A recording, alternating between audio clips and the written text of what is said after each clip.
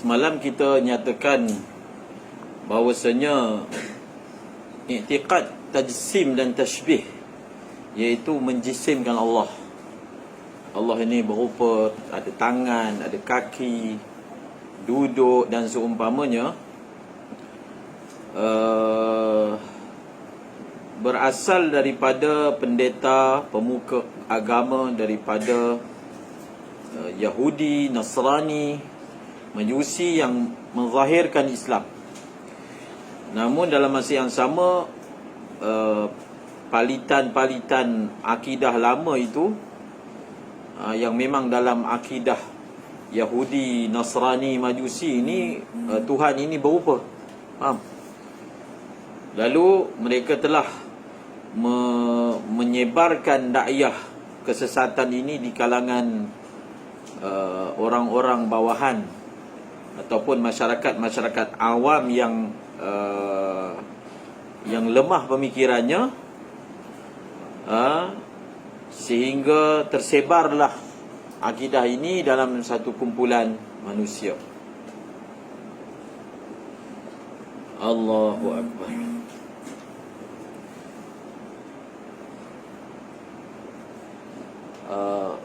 Peristiwa ini berlaku pada zaman pemerintahan Banu Umayyah, dinasti Bani Umayyah, Umayyah dia panggil. Jadi dinasti Umayyah ini adalah dinasti yang datang selepas Khulafa' Ar-Rashidin. Khulafa' Ar-Rashidin maksudnya merujuk kepada 4 khalifah ditambah satu, iaitu Hasan bin Ali, Sayyidina Hasan bin Ali radhiyallahu anhu. Itu pun dimasukkan dalam Khulafa' Ar-Rashidin.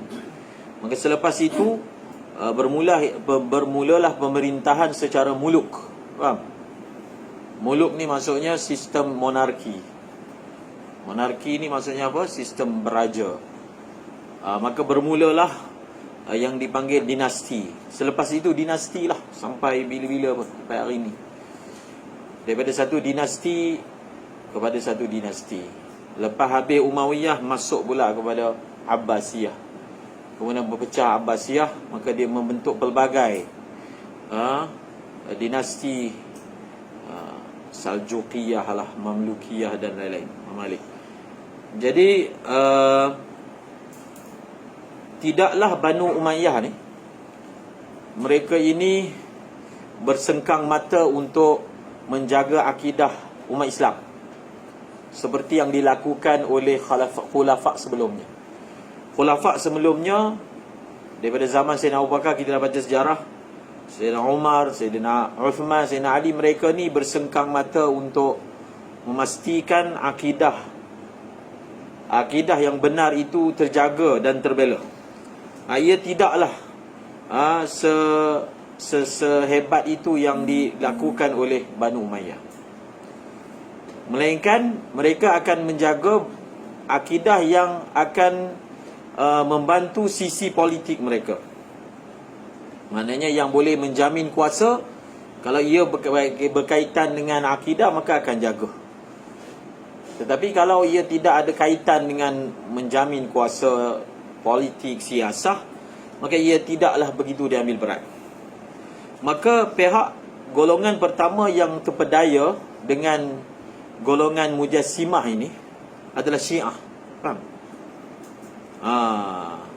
Jadi mereka macam terpengaruh dengan idea menjisimkan Tuhan. Sebab kalau Hindu, Buddha itu semua Tuhan dah jisim dah, dia buat patung terus. Faham? Jadi idea menjisimkan Tuhan ni, dia akan akhir sekali bawa kepada buat patung. Macam contohnya Hindu kan. Jadi dia bermula dengan imajinasi dalam fikiran, dan dia nak bagi benda itu lebih real, jadi kita buat bentuk. Faham? Jadi imajinasi lah Tuhan itu. Bila Tuhan itu dikatakan boleh buat benda banyak, kalau kita kiaskan ghaib ala syahid, nak buat benda banyak ni, kalau 2 tangan, orang kata tak cukup tangan lah nak buat, kalau banyak sangat benda kan. Jadi kalau satu benda yang boleh buat banyak benda, kalaulah kita tengok kias yang depan mata kita ni, dia banyak tangan. Maka digambarkanlah pula Tuhan itu banyak tangan. Faham? Jadi akidah tajsim itu dia akan bawa kepada merupakan Tuhan dengan imajinasi. Maka ulama selalu sebut kullu ma khatara bi balika fallahu bi khilafi dhalika. Kullu ma khatara bi balika fallahu bi khilafi dhalika. Maka golongan pertama yang terpengaruh dengan agenda tajsim dan tashbih ni adalah Syiah. Dia dah mula macam mesra dengan idea tu. Tetapi dengan segera mereka berpatah balik, mengundur diri daripada akidah tajsim tersebut setelah mereka didebat oleh golongan Mu'tazilah. Akidah tajsim tidak kekal berterusan di dalam Syiah seperti mana ia terus kekal di dalam kumpulan Hasyawiyah. Faham? Bila sebut dia Hasyawiyah, ni baru punya nama, firqah yang baru yang kita sebut pada pagi ni. Jadi Hasyawiyah ni, mu'taqad mereka adalah menjisimkan Tuhan. Bila sebut dia Hasyawiyah, apa dia punya lambang dia ataupun ciri dia adalah menjisimkan Tuhan. Hasyawiyatur ruwah.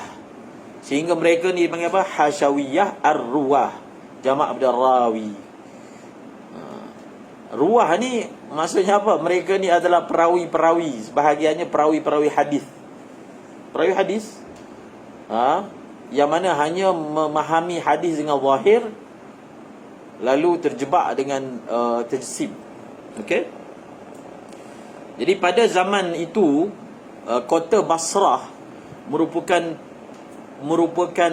bandar dan pusat kepada kepelbagaian pemikiran dan ideologi. Faham? Basrah tu dia pusat ilmu. Tapi dia punya masalahnya, bila banyak sangat orang pandai, banyak sangat dia punya pemikiran, ideologi, sehingga walaupun dalam masalah akidah pun akan berlaku beragam-ragam, pelbagai ragam. Maka di sana Ma'bad bin Khalid al-Juhani,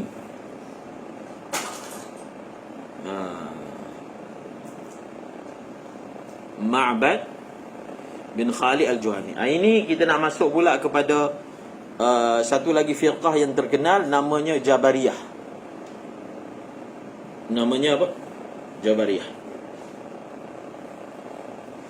Jadi punca Jabariyah ni muncul si Ma'bad bin Khalid al-Juhani yang disebut sebagai pengasas Jabariyah. Bila dia melihat orang berhujahkan dengan takdir, bila dia buat maksiat, dia kata ini takdir Allah, jadi jangan salahkan aku. Ini takdir Allah, jangan salahkan aku. Jadi bila dia melihat ada golongan yang menyeleweng ni, yang berhujah dengan takdir di saat mereka melakukan maksiat, maka dia telah bangkit untuk melawan mereka, berhujah dengan mereka. Jadi bila dia nak hujahkan,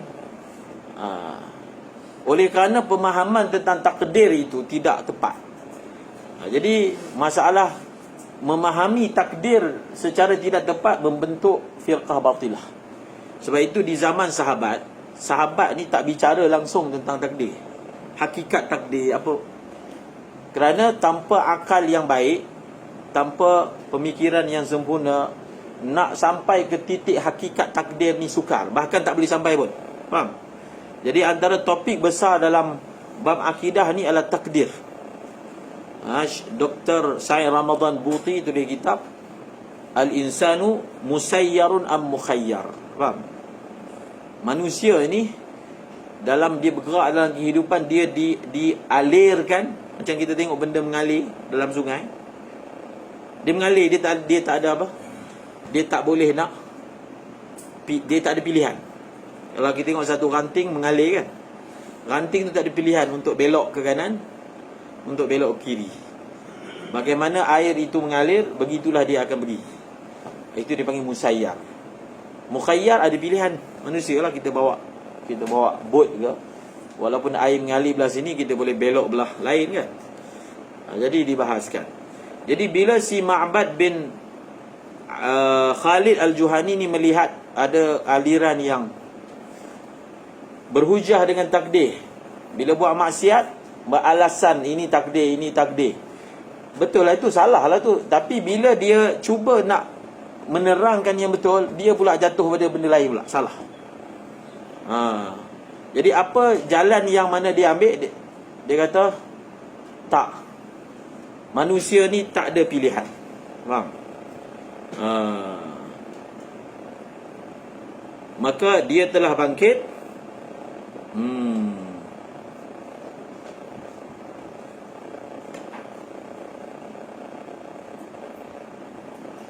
Bukan, ini mazhab Qadariyah. Kan Jabariyah, Qadariyah. Maka dia telah bangkit menolak dakwaan bahawasanya takdir itu menafikan ikhtiar. Tulis bahasa Arab dia, kaunal qadari saliban lil ikhtiyari fi af'alil ibad. Maksudnya dia dalam berhujah tu, dia nak sabitkan walaupun takdir tu ada, tapi takdir kita ni tak menafikan kita ada pilihan. Faham? Betul lah tu. Faham? Maksudnya walaupun perjalanan hidup kita ada takdir, tapi tidak menafikan di dalam itu kita ada pilihan. Boleh pilih A dan boleh pilih B. Bukan semua perbuatan manusia itu adalah al-harakat ittirariyah. Dalam kitab Kifayatul Awam dia bagi contoh, al-harakat ittirariyah ni macam orang sejuk. Faham? Bila sejuk kita apa? Gigil, irti'ash. Jadi gigil ni adalah contoh harakat ittirariyah. Faham tak? Kita nak hentikan gigil, tak boleh. Kita nak hentikan tapi tak boleh. Itu baru betul dia panggil tak ada pilihan. Tapi dalam buat maksiat dia ada pilihan, dia tak pergi tempat tu, tapi dia pergi juga. Faham? Dia ada pilihan pun tak ambil, dia ambil juga. Jadi apa yang dia lakukan pada peringkat permulaan itu, dia nak menolak golongan yang berhujah dengan apa? Berhujah dengan takdir. Golongan tu Jabariyah lah. Golongan Jabariyah lah yang berhujah dengan apa? Takdir. Ini semua takdir. Kita tak ada pilihan. Saya bunuh orang, ini takdir. Faham? Saya curi, ini takdir. Ini semua takdir. Itu dia panggil Jabariyah. Kullu insanin majbur. Semua manusia itu adalah apa? Majbur. Maka Ma'bad bin Khalid Al-Juhani ni, dia mahu untuk mempertahankan pensyariatan taklif. Dia nak beritahu manusia ni ada taklif, dia ada pilihan. Betul lah tu. Betul lah apa yang disebutkan. Tetapi dia dalam mentakbirkan itu, maka dia tersilap. Jadi bila akidah si siapa ni, si Ma'bad bin Khalid Al-Juhani sampai kepada Ibnu Umar, maka beliau telah menggelar kumpulan yang bersama dengan Ma'bad ini sebagai Qadariyah. Faham? Qadariyah.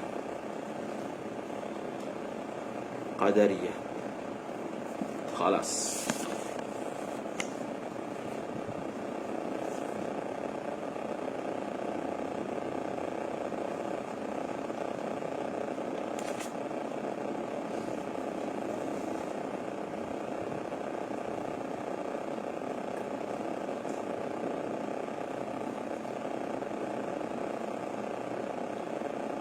Ni Jaham ni.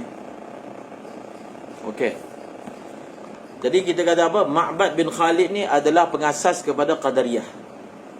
Mengasas kepada apa? Qadariyah.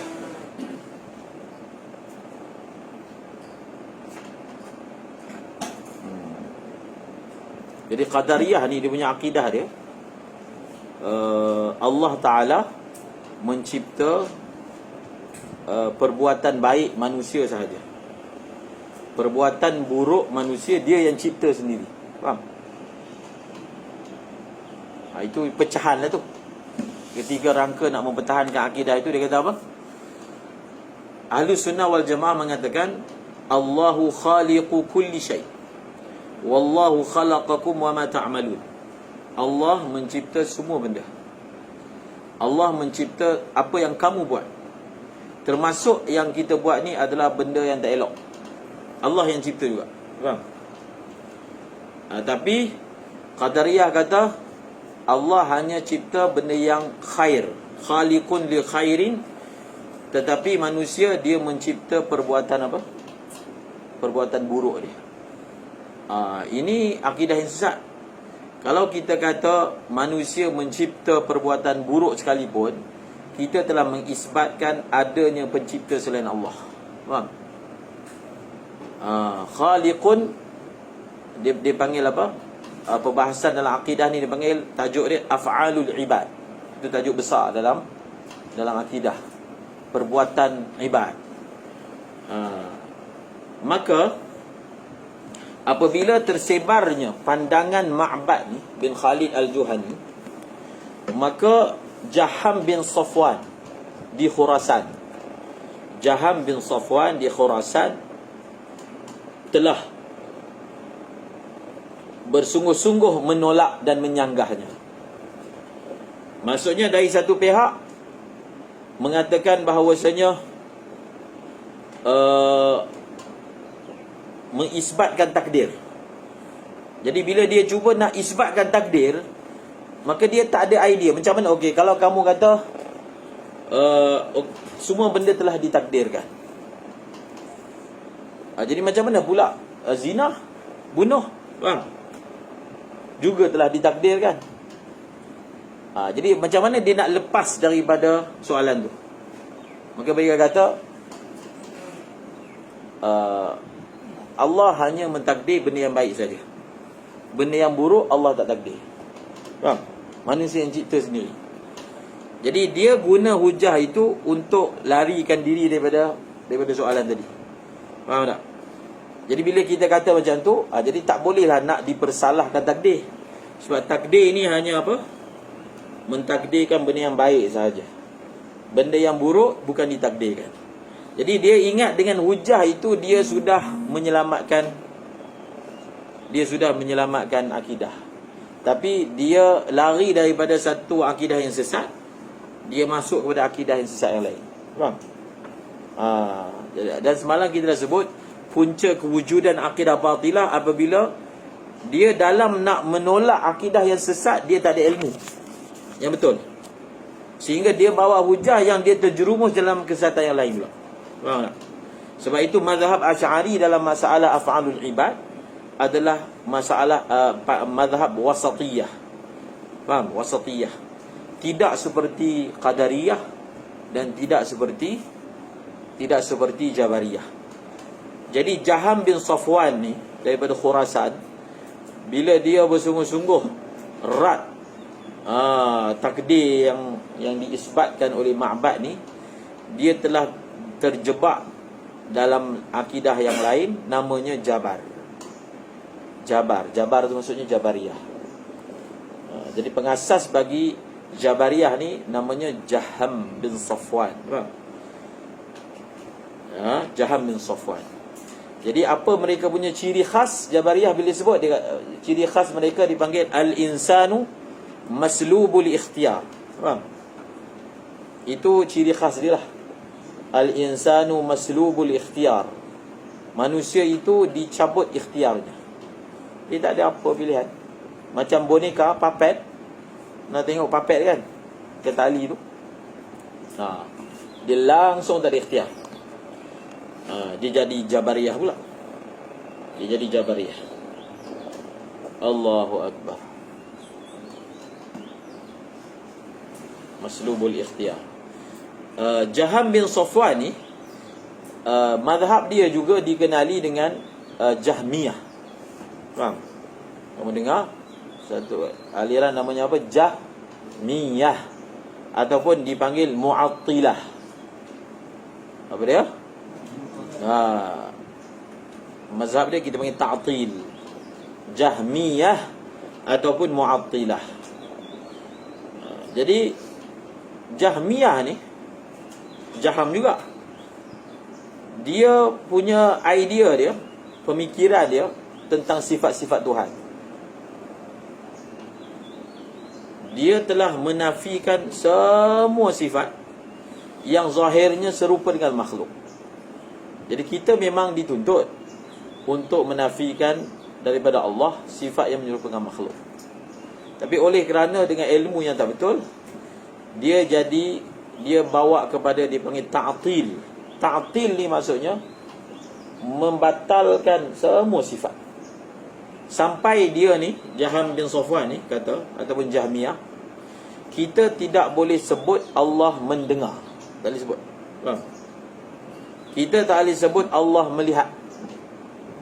Kita tak boleh sebut Allah berkata-kata. Sebab apa? Melihat ni sifat makhluk. Terlebih pula isbat, terlebih nafi. Nampak? Allah melihat tak boleh, sebab makhluk melihat tak? Allah mendengar tak boleh, sebab makhluk mendengar. Allah berkata-kata tak boleh. Maka dia, golongan ini dia panggil apa? Perbuatan ini dia panggil apa? Ta'til. Dia panggil apa? Ta'til. Mengatalkan, mencutikan sifat. Sifat tu tak ada, walaupun diisbatkan oleh Quran. Walaupun Quran sebut Wallahu sami'un basir, isbat kan? Dia tak boleh sebut. Golongan Mujassimah pula, dia isbatkan semua sekali. Faham? Maka Asy'ariyah tengah-tengah, mengimbangi antara golongan Jahmiyah dan juga golongan Hasyawiyah. Imbang tengah. Sebab itu nanti sampai dekat zaman Imam Abu Hasan Asy'ari, kita akan nampak bagaimana mazhab Al-Imam Abu Hasan Asy'ari adalah wasatan, tengah-tengah. Dalam bab tadi saya dah sebut af'alul ibad, dan ni dalam masalah al-sifat al-mutasyabihah, sifat-sifat mutasyabihah. Kemudian pada ketika itu Al-Imam Hasan Basri adalah orang besar, pemuka daripada kalangan tabi'in. Beliau ini bertahun-tahun lamanya menyebarkan ilmu di Basrah,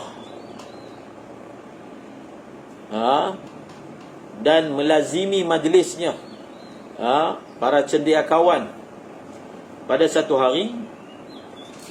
hari majlisnya dihadiri oleh ru'a'ur ruwat. Takbir yang digunakan ni ra'a'u ar-ruwah. Maksudnya orang ni jenis adalah mempelajari riwayat.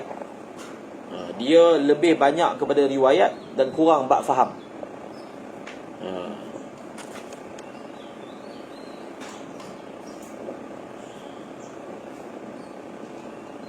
Dan bila mereka ni duduk dalam majlis, dia mula bercakap, mempertikaikan pengajian Imam Hasan Basri. Maka daripada bahasa soalan mereka tu, maka Imam Hasan Basri telah memerintahkan, apa kata beliau? Ruddu haula'i ila hashal halqah. Ruddu haula'i ila hashal halqah. Hasya al-halqah. Singkirkan mereka ini pergi ke tepi majlis yang bagi duduk tengah. Maka semenjak daripada itu kumpulan ini dipanggil Hasyawiyah. Asal usul nama Hasyawiyah. Dia ada satu kisah yang lain, asal usul Mu'tazilah macam ni juga. Tapi dalam catatan ini menerangkan tentang Hasyawiyah. Hasya ni tepi lah, hasya kan, tepi. Yaruddu haula'i ila hasyal halqah. Jadi mereka ni siapa tadi disebut? Ra'aul ruwah. Dia kecenderungan menjadi tajsim ini bila dia lebih kepada zahiri. Dan tidak mempunyai kefahaman, maka dia jadilah seperti itu. Maka daripada Hasyawiyah ini terbentuk kumpulan Mujassimah dan Musyabbihah. Kemudian Ini nak masuk pula pada Mu'tazilah. Sebelum ini kita dah sebut akar Mu'tazilah kan, iaitu dua orang anak kepada Muhammad bin Al-Hanafiyah. Itu akar kan sebelum ni. Ini Mu'tazilah, bagaimana dia pernah satu zaman berada di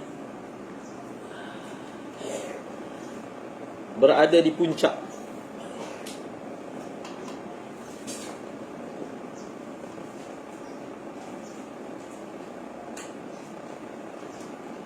Berada di puncak.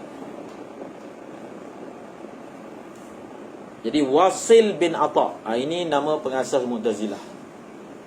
Wasil bin Ata,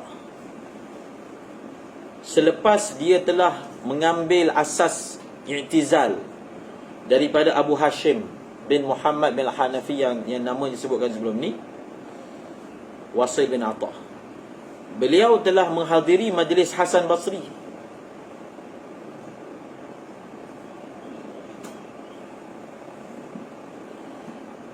Dan apabila dibincangkan tentang masalah iman dalam majlis tersebut, maka Wasil terus mengatakan sesungguhnya orang kafir secara terang-terangan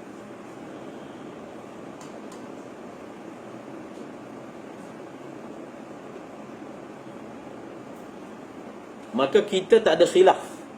Maksudnya orang kafir, kita tak ada khilaf panggil dia kafir. Orang Islam yang melakukan taat, kita tak ada khilaf untuk panggil dia orang Islam. Tetapi murtakibul kabirah, ini dia punya akidah ni. Orang yang buat dosa besar, kami tak setuju untuk gelar dia sebagai kafir dan untuk gelar dia sebagai mukmin. Orang yang buat dosa besar, kafir pun tidak, mukmin pun tidak. Jadi kami gelar dia sebagai apa? Sebagai fasik. Semalam tu ni saya sebut tentang Mu'tazilah. Dia panggil kufrun duna kufrin. Tak apalah kalau khilaf itu hanya pada nama. Bahkan i'tikad dia murtakibul kabirati mukhalladun finnar. Orang yang buat dosa besar ni kekal di api neraka. So apa beza dia? Kalau hanya beza pada nama, hujung sama, dua-dua kekal neraka, kafir lah. Jadi secara tidak langsung sebenarnya akidah Mu'tazilah ni mengkafirkan apa? Pelaku dosa besar. Faham?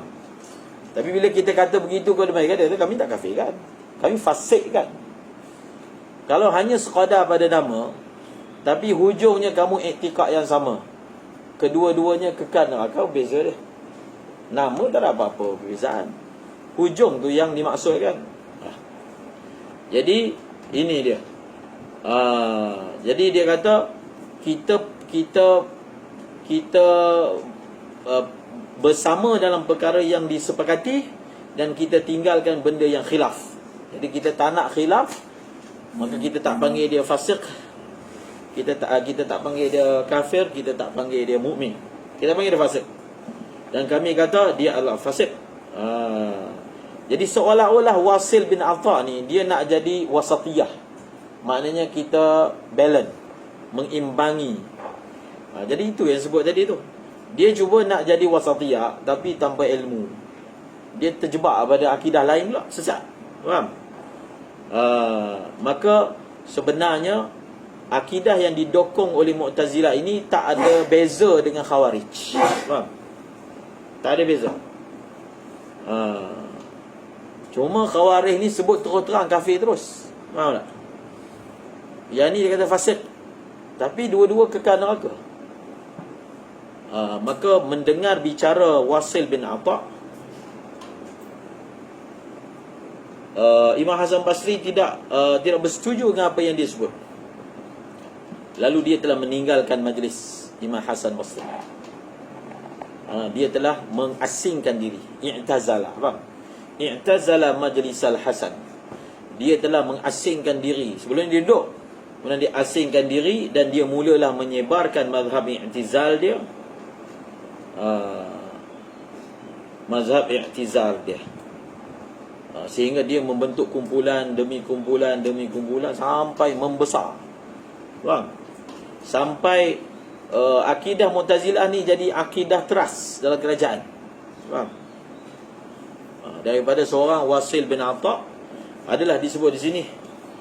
Dia bersama dua orang anak murid dia, Ammar bin Ubaid, Bishr bin Sa'id. Kemudian diriwayatkan daripada mereka berdua Bishr bin Mu'tamir dan Abul Huzail. Daripada Abul Huzail, Abu Bakar bin Abdul Rahman bin Kaisan Al-Asam, Ibrahim Nazam, Hisham Al-Futi, Ali bin Muhammad Al-Syaham. Kemudian daripada Nazam, Jahiz Ibnu Abi Daud.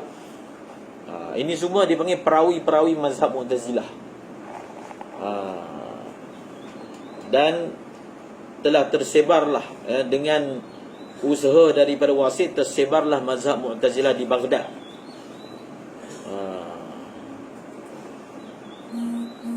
Diambil daripada satu orang ke satu orang, satu orang ke satu orang,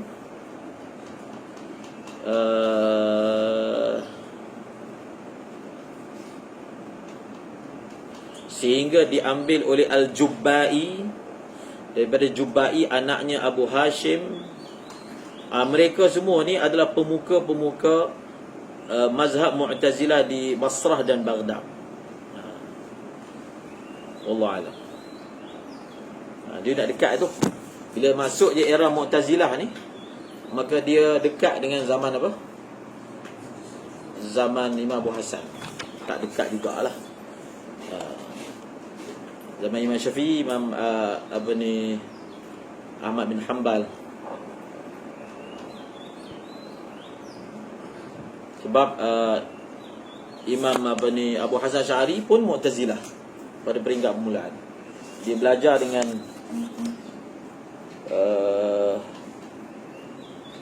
bapak tiri dia yang merupakan pemuka Mu'tazilah.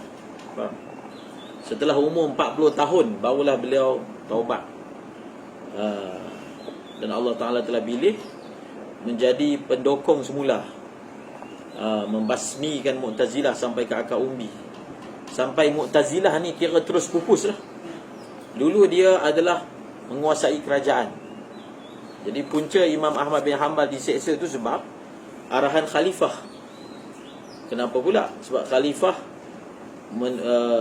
terima Mu'tazilah. Siapa-siapa yang cuba cakap sebaliknya, maka akan diseksa. Sampai hari ini boleh dikatakan pupus lah.